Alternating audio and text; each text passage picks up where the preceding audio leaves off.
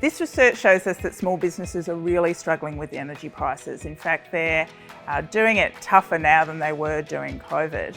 Great to have a really nice turnout looking at some of the research findings from Dr. Rebecca Huntley from 89 Degrees East for a really good project funded by Energy Consumers Australia. This research is all about how can small businesses tap into the opportunities and the challenges presented with our energy transition.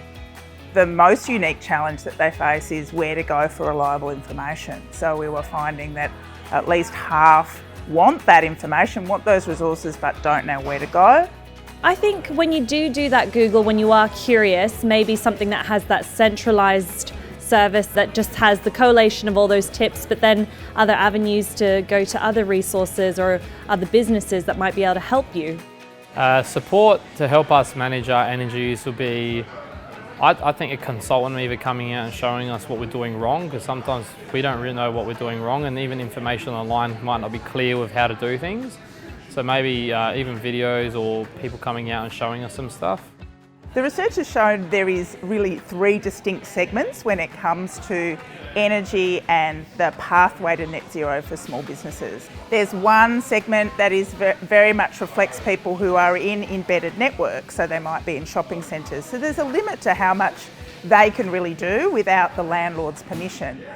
Then you've got another significant segment, really quite big. It's people who are largely running quite small businesses, often out of their family home. And then we've got a small, really interesting segment that they're very energy intensive, so they've got a lot of refrigeration or manufacturing.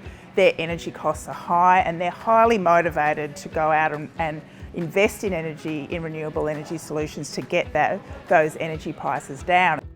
It was interesting to see where we sat in the scale of things in terms of, are we an agile business, are we a swift, or are we fixed? The 40 kilowatts of solar that we have on the roof, 3-phase, has been the biggest thing that we've done to ameliorate our energy costs. We have no gas in the building. It's a deliberate choice. I am trying to be as active environmentally as I can be. I would class myself as an early adopter. It's very hard to actually buy something like a commercial cooking range which works electrically. There are very few available, and they're very expensive to buy and to run. Small businesses want to play their part. They want to push that journey towards electrification. They want to be part of that story of Australia moving to net zero, but they need more information.